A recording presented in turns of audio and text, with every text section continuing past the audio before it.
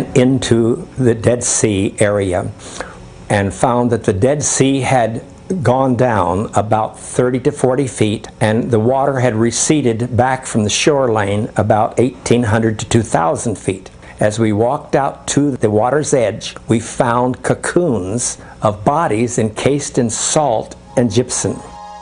This shell is 8 foot across, and it collapsed while it was underwater, exposing the corpse.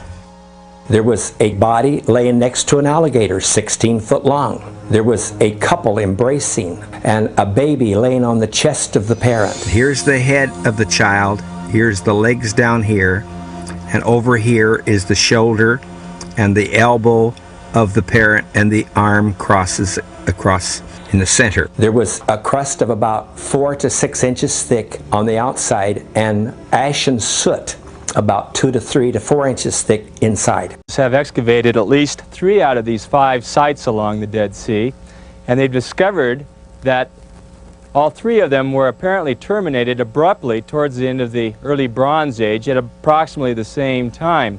That abrupt destruction has intrigued people because it's not just a termination. There's actually an ash layer on a couple of these city ruins, and it suggests that the city was destroyed by fire. The background in chemistry, I found the balls of sulfur to be the most exciting discovery of all. I was able to gather up several balls of various sizes, some the size of a thumbnail, others as big as an egg. Actually, thousands of these balls of sulfur have been found and collected. Except here in these ruins, sulfur balls like these are very rare. It's almost as if the evidence that proves the biblical account has been miraculously preserved along with the site itself. The Bible indicates that the event that destroyed these cities had a supernatural origin.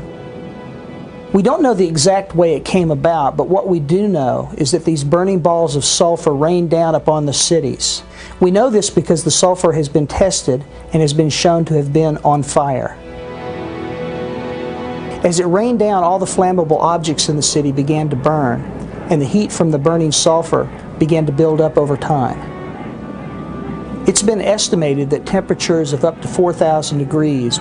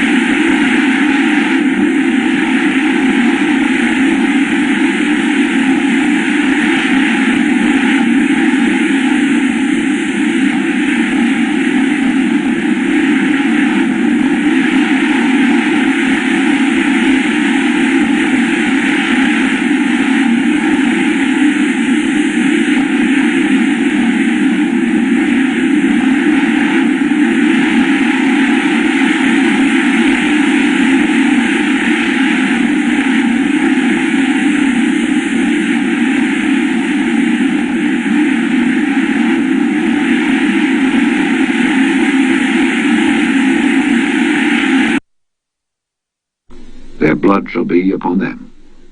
If a man also lie with mankind, as he lieth with a woman, both of them have committed an abomination. They shall surely be put to death. Their blood shall be upon them. And if a man take a wife and her mother, it is wickedness. They shall be burnt with fire, both he and they, that there be no wickedness among you. And if a man lie with a beast, he shall surely be put to death, and ye shall slay the beast. And if a woman approach unto any beast and lie down thereto, thou shalt kill the woman and the beast. They shall surely be put to death. Their blood shall be upon them. And if a man shall take his sister, his father's daughter or his mother's daughter, and see her nakedness, and she see his nakedness, it is a wicked thing, and they shall be cut off in the sight of their people. He hath uncovered his sister's nakedness. He shall bear his iniquity. And if a man... And the Lord appeared unto him in the plains of Mamre, and he sat in the tent door in the heat of the day. And he lift up his eyes and looked, and lo, 3 men stood by him. And when he saw them, he ran to meet them from the tent door, and bowed himself toward the ground, and said, My Lord, if now I have found favor in thy sight, pass not away, I pray thee, from thy servant. Let a little water, I pray you, be fetched, and wash your feet, and rest yourselves under the tree. And I will fetch a morsel of bread, and comfort ye your hearts. After that ye shall pass on, for therefore are ye come to your servant. And they said, So do, as thou hast said. And Abraham hastened into the tent unto Sarah, and said, Make ready quickly 3 measures of fine meal, knead it, and make cakes upon the hearth. And Abraham ran unto the herd, and fetched a calf tender and good, and gave it unto a young man, and he hasted to dress it. And he took butter and milk, and the calf which he had dressed, and set it before them, and he stood by them under the tree, and they did eat. And they said unto him, Where is Sarah thy wife? And he said, Behold, in the tent. And he said, I will certainly return unto thee according to the time of life. And lo, Sarah thy wife shall have a son. And Sarah heard it in the tent door, which was behind him. Now Abraham and Sarah were old and well stricken in age, and it ceased to be with Sarah after the manner of women. Therefore Sarah laughed within herself, saying, After I am waxed old, shall I have pleasure, my Lord being old also?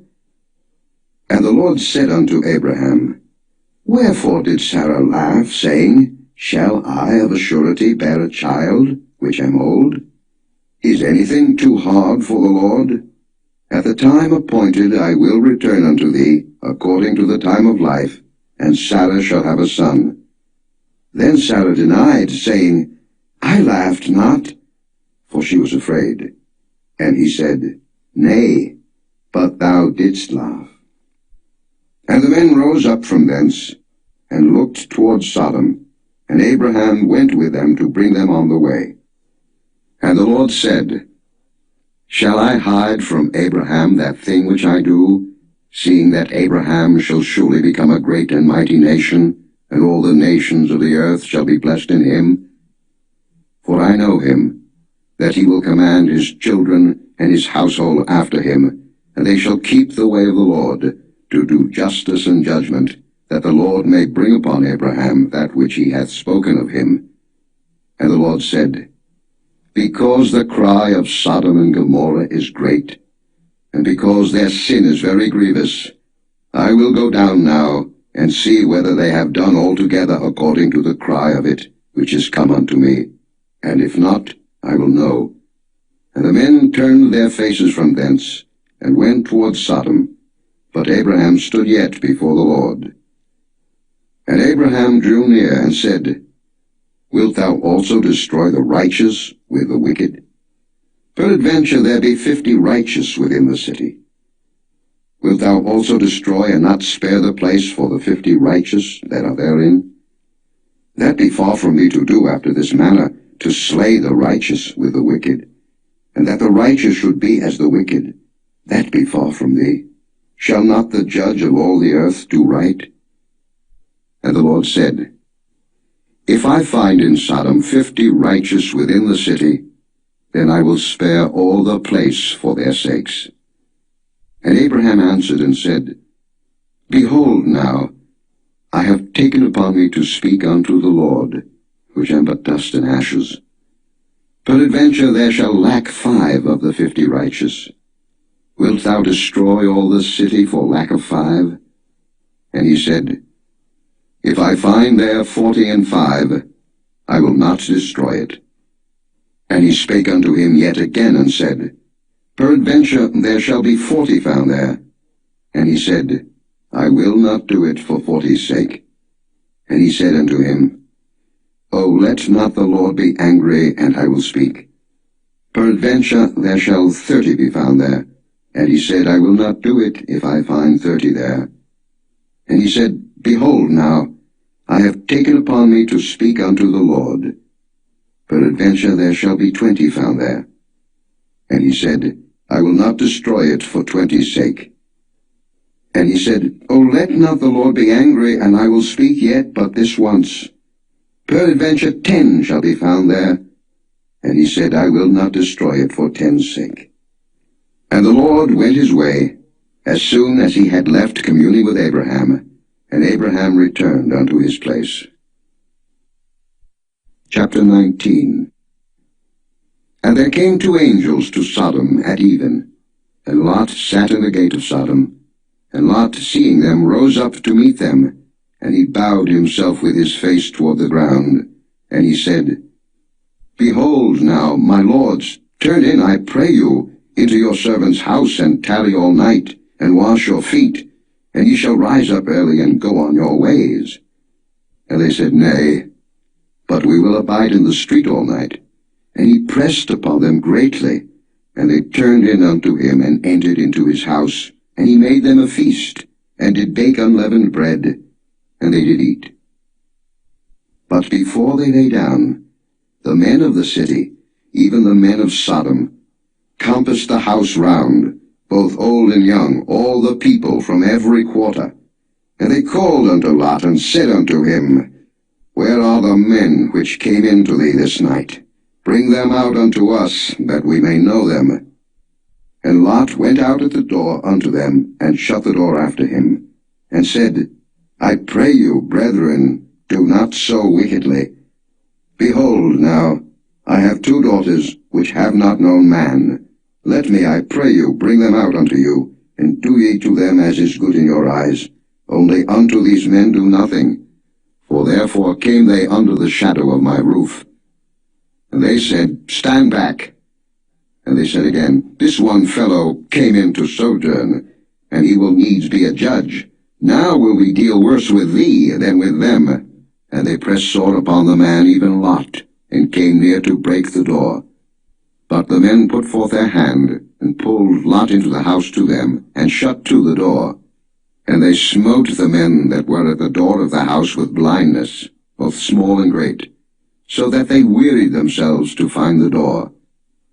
And the men said unto Lot, Hast thou here any besides?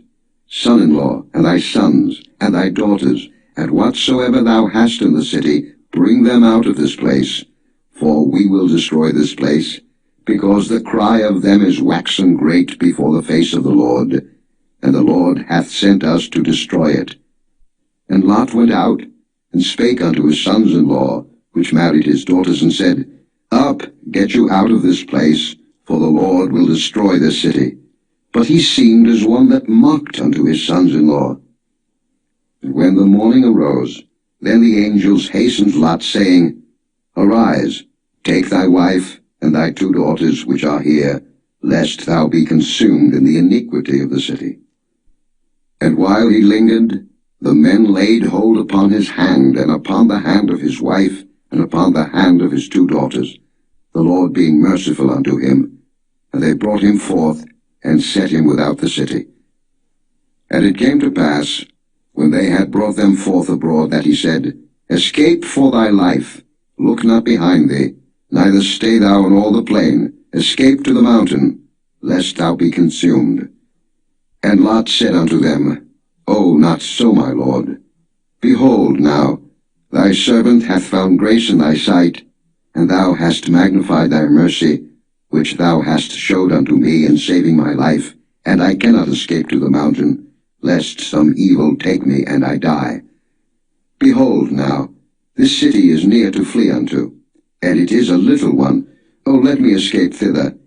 Is it not a little one? And my soul shall live. And he said unto him, See, I have accepted thee concerning this thing also, that I will not overthrow this city, for the which thou hast spoken.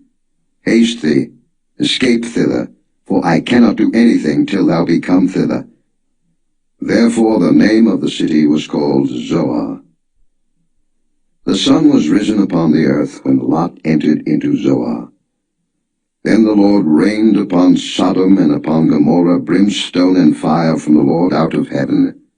And he overthrew those cities, and all the plain, and all the inhabitants of the cities, and that which grew upon the ground. But his wife looked back from behind him, and she became a pillar of salt. And Abraham gat up early in the morning to the place where he stood before the Lord. And he looked toward Sodom and Gomorrah, and toward all the land of the plain, and beheld, and lo, the smoke of the country went up as the smoke of a furnace. And it came to pass, when God destroyed the cities of the plain, that God remembered Abraham, and sent Lot out of the midst of the overthrow, when he overthrew the cities in the which Lot dwelt.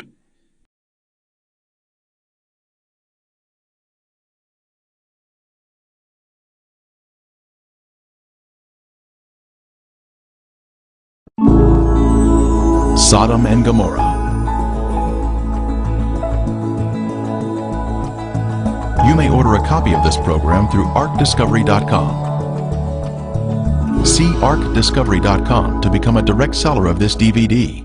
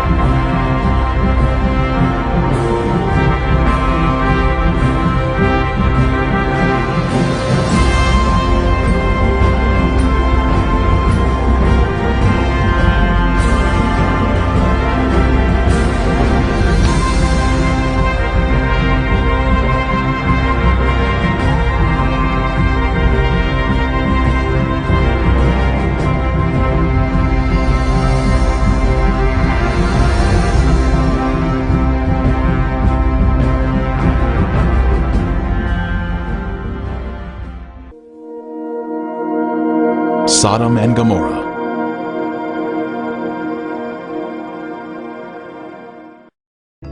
When the morning dawned, the angels urged Lot to hurry, saying, "Arise, take your wife and your 2 daughters, who are here, lest you be consumed in the punishment of the city." Lot, his wife and daughters, all fled from the terrible destruction of Sodom.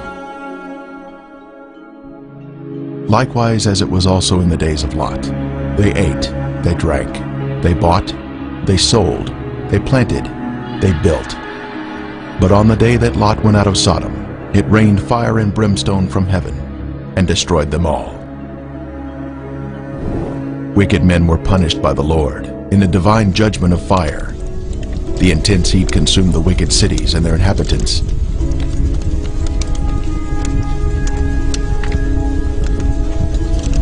But Lot's wife looked back toward her beloved Sodom, violating the angel's command, and was thus turned into a pillar of salt. Turning the cities of Sodom and Gomorrah into ashes, condemned them to destruction, making them an example of those who afterward would live ungodly. This is a visible example that is mentioned here. The Bible tells us the cities were in the plain of Jordan, which is the area surrounding the Dead Sea, and it was once a beautiful, lush area. At 1,300 feet below sea level, this is the lowest place on earth, a very hot and desolate region that was cursed by God because of the sins of the people. Sodom had pride, fullness of food, and abundance of idleness. neither did she strengthen the hand of the poor and needy. And they were haughty, and committed abominations before me. Flavius Josephus, the first-century Jewish historian, tells us, "There are still the remainders of that divine fire, and the traces of the 5 cities are still to be seen." Popular thought has it that the cities were later covered by the waters of the Dead Sea, but if Josephus could see the cities in his day, then we should be able to view them also, as the water level has, if anything, receded since his time. And the border of the Canaanites was from Sidon, as you go toward Gerar, as far as Gaza, then as you go toward Sodom, Gomorrah, Admah, and Zeboim, as far as Lasha. The biblical description tells us the cities were spread out, forming a line along the Canaanite border, not grouped together in one area, as some may think. Driving along the coastal highway of the Dead Sea in Israel, one can soon see peculiar formations that are of a lighter color than the surrounding terrain. These are the Ashen cities, destroyed by the wrath of God. These cities were consumed by intense flames, a supernatural heat that was directed by the hand of God. Today there is ash that is of lighter color than the surrounding mountains and terrain.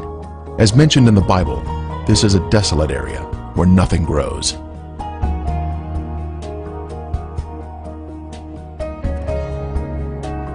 Inspecting the formations closely, one can see structures containing man-made elements, such as 90-degree angles. Even though the buildings were consumed by the fire, the remaining ash in these cities is comprised of a heavier material due to the inclusion of brimstone or sulfur, and still retains some of the original shapes of man-made structures. This stunning structure stands out as a singular formation with 4 sides, surrounded by a deep moat.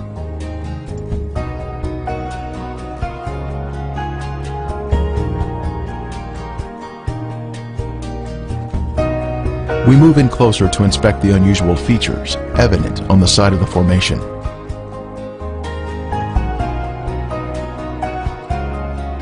On the side of the structure, this swirling pattern is different from any type of sedimentary rock or soil that would normally contain horizontal, even layers.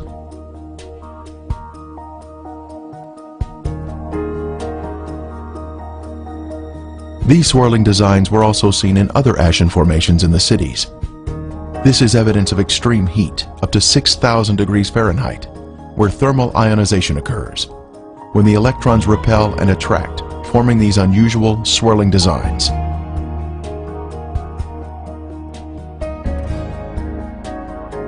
In Lot's day, this area was a swirling cauldron of death and destruction, rained down from the Lord in heaven.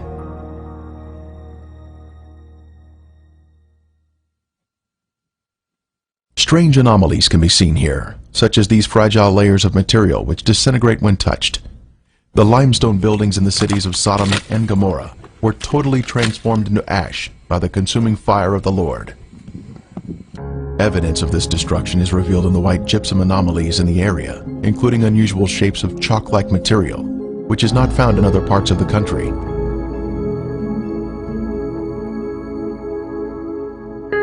Even layers of white and gray material can also be seen, comprising gypsum and ash. At the time of Elijah on Mount Carmel, the Lord sent down a superheated fire from heaven, consuming the stone altar and sacrifice, turning them into ashes. Then the fire of the Lord fell and consumed the burnt sacrifice, and the wood, and the stones, and the dust, and it licked up the water that was in the trench. We are also told, "For the Lord your God is a consuming fire, a jealous God." When God unleashes a consuming fire, it will turn stone into ashes. At the perimeter of this city, one can see this amazing Sphinx still standing today. It was a pagan symbol positioned at the edge of town, and was thought to protect the inhabitants from harm. The Sphinx stands alone as a singular structure with a defined shape. This particular Sphinx has an obvious demarcation between its base and the soil below it, another sign of a man-made structure placed on top of the soil. Later, we will see another sphinx.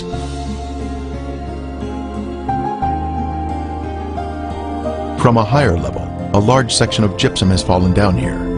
It clearly exhibits the alternating layers of white ash, that is calcium sulfate, gray ash, that is calcium carbonate.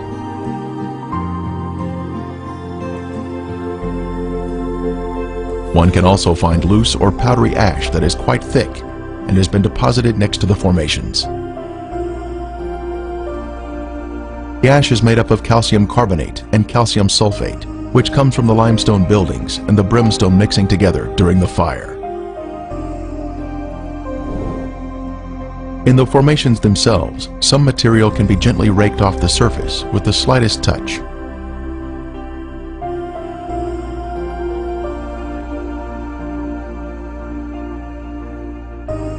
Looking down the city streets, one can notice man-made shapes which are not found in nature.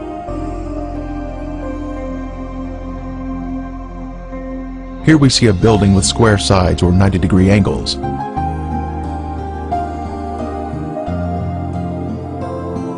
From the opposite side, we can see the same symmetrical structure and man-made angles.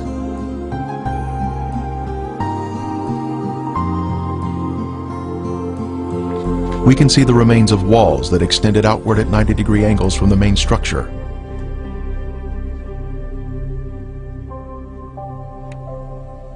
Once again, further evidence of man-made construction. Here we can see square windows that are visible in the walls of the structures, which give us a view of the past. Scanning the city for signs of prior habitation, we can see in the foreground a tower of cylindrical design, positioned at the edge of the city. The remains have suffered greatly during 3,500 years of wind and rain erosion. Even still, there is the appearance here of streets and man-made structures.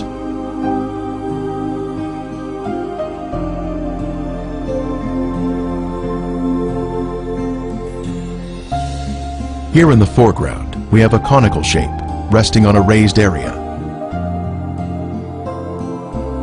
A short distance away, we see another similar shape.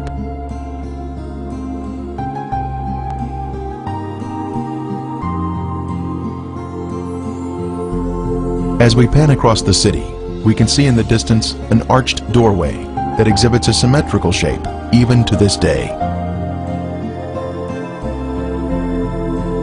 The whole land is brimstone, salt and burning. It is not sown, nor does it bear, nor does any grass grow there, like the overthrow of Sodom and Gomorrah, Admah and Zeboim, which the Lord overthrew in his anger and his wrath. More anomalies are found in the cities. In this case, we have a large hardened clump of material that we broke open, revealing layers of previously heated material, including gypsum crystals, created by the combination of limestone and sulfur. From the intense heat, various objects were melted in the cities.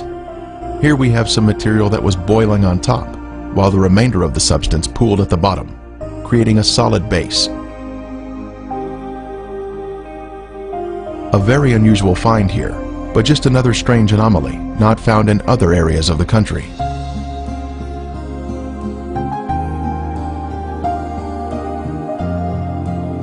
Here is another example of some type of substance that was melted from the extreme heat that God rained down from above. Resting on the ground, we find an unusual layer of gypsum crystals. Underneath the crystals is a layer of white gypsum, then gray ash, all of which was created by the great conflagration of heat, which consumed these sinful cities along the Dead Sea.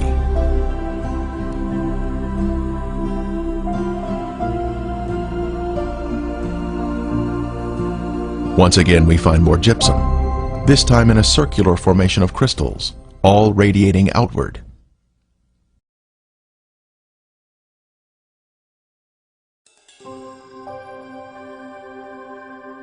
Then the Lord rained brimstone and fire on Sodom and Gomorrah, from the Lord out of the heavens. Brimstone. Our first sample was found here, having been washed down from a higher location. This is the heavenly marker left behind, which proves the sites to be the real Sodom and Gomorrah. Ron Wyatt was the original discoverer of these cities in 1989, and he now describes the brimstone found here. Okay, we're down at Sodom and Gomorrah still. Right in front of you see some unusual looking spots on this, shall we say, layer of ash. It's not stone, it's ash. Now we'll move in for a close-up of this. And you can see that they're kind of circular shaped places. Now what we have found, and we'll move in a little closer here, is that inside each of these is sulfur. That is in most of them. Now the ones that do not have sulfur in them, and this one we just took a bunch of sulfur out and put it in our specimen bag. But the ones that don't have sulfur have a very black center where they have where it's been very hot. So now we'll move in on this one where there is some sulfur still present, and back off just enough so you can see what we're up to here, and we'll go collect that sample in a bag.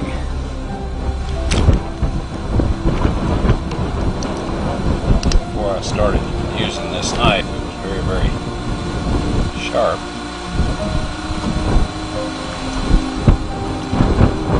Okay, here this is, and we have collected some more, and it smells and tastes like sulfur. Now the Bible tells us that it rained fire and brimstone upon the cities of Sodom and Gomorrah. Now what you see in front of you here is the results of large and small, well, varying sized chunks of sulfur, burning sulfur that have hit. And what we find here is that God rained this burning sulfur down upon this city, and rain is a perfect description of it. It landed just in the pattern that rain would fall, and the stuff, of course, the accumulative heat of all of this upon the city set the entire thing ablaze. The flashpoint of every material there, metal, stone, of course the people, and everything burned, and this sulfur continued to burn, and it vitrified the material around it after it had burned it all up, sealed itself off from the oxygen, and then of course smothered itself out. And in each of these little crystalline capsules here is a varying size chunk of sulfur, and there are millions of these in these ashes that we have here. Now some of them we have cracked open so you can see the sulfur inside, and others we have left intact, but there are millions of these here. So this shows that God indeed rained fire and brimstone upon these cities. And if you look in your dictionary under brimstone, you'll find that it is sulfur. A piece of the brimstone from the cities was lit at night, and soon there was a beautiful blue flame produced by the burning sulfur. A very strong aroma of sulfur filled the air, and was overpowering if one directly breathed the fumes.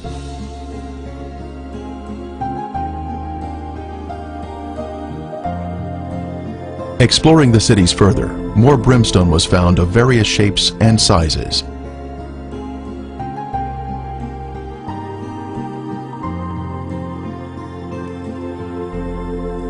Several samples had been washed down to areas below and were added to our growing collection.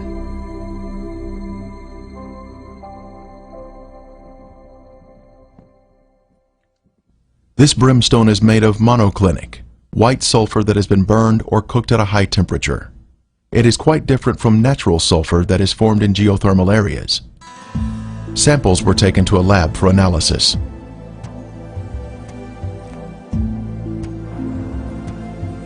Each specimen was carefully separated and prepared for testing, with the outer portion cast aside.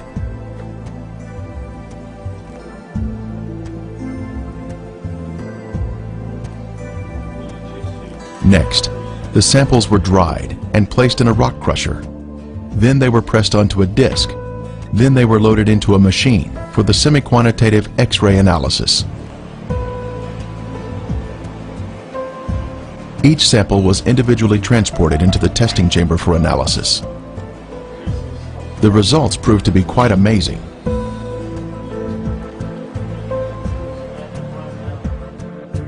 As the samples were found to be 98% pure sulfur, unlike any other sulfur found on Earth. This pure, cooked sulfur is the heavenly marker that was left behind to show the world that the Lord, without a doubt, destroyed these sinful cities at His command. Critics have said that the sulfur is from volcanic activity, but that type of rhombic sulfur is only 40% sulfur and is of a crystalline form, unlike the white, compacted monoclinic form that is found in the ashen cities today. Here is a round piece of brimstone embedded in a section of ash.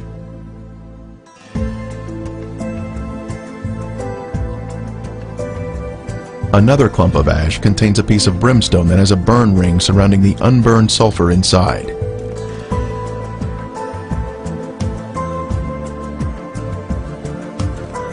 This mound of material has a lid that easily comes off, revealing the round nugget of brimstone inside.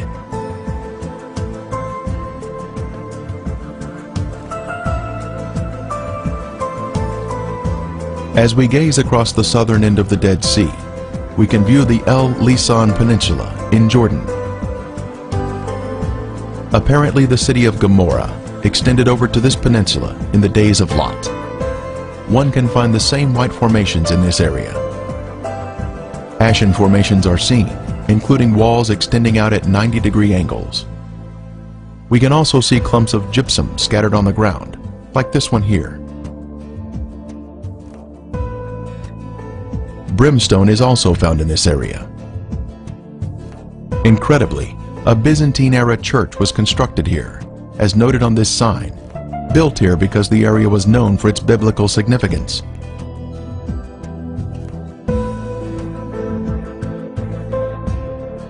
Back over at Gomorrah proper, we can see white, ashen worship structures built atop an acropolis or high place. Both a sphinx and ziggurat are seen here, side by side, much like what we see in Egypt at Giza, with the sphinx and the pyramids built in close proximity to each other.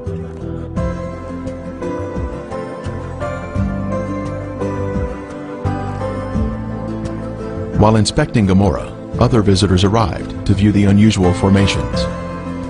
The Sphinx is made of a white material, whiter than the ash surrounding it. Perhaps it was built of more expensive components and dedicated to their pagan gods. The Sphinx represented a god of protection, but even it was consumed in the flames.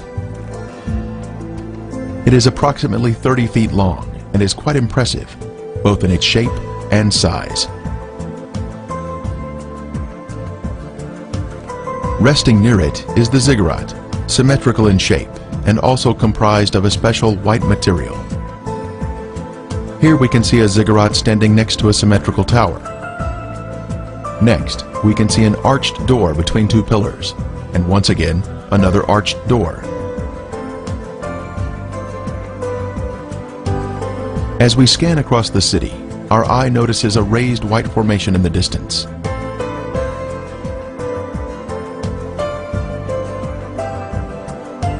As we near the formation, we can see it is in the shape of a ziggurat.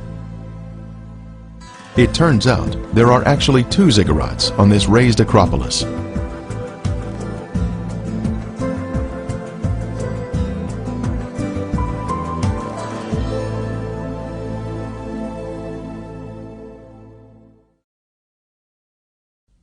As we stood next to one of the ziggurats, our team found perfect specimens of melted brimstone, where the liquid from the burning sulfur had cooled down, forming a hard, crystalline shell around the unburned sulfur that was hidden inside.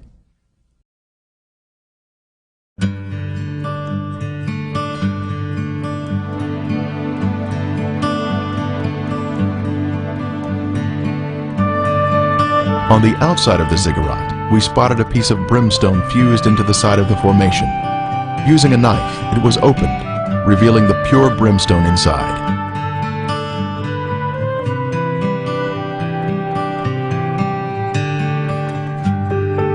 Resting on a ledge of the ziggurat, we see another sample of brimstone that was opened with a knife, once again revealing the pure sulfur inside.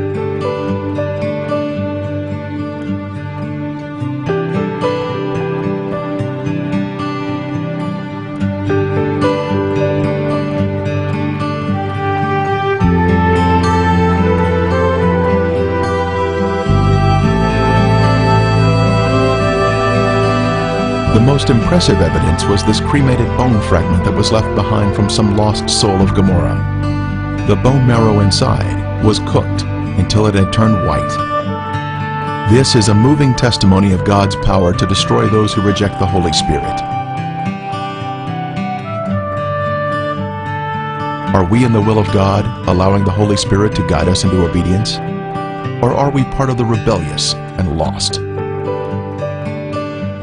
There is a future event mentioned in Revelation, but the cowardly, unbelieving, abominable, murderers, sexually immoral, sorcerers, idolaters, and all liars shall have their part in the lake which burns with fire and brimstone, which is the second death.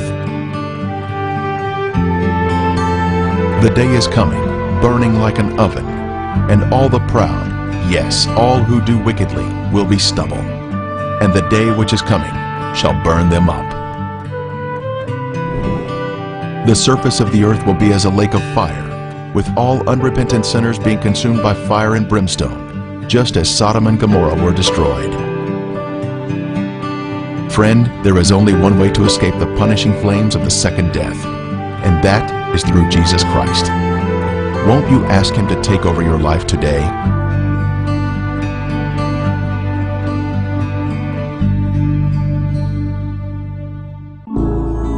Revealing God's treasure.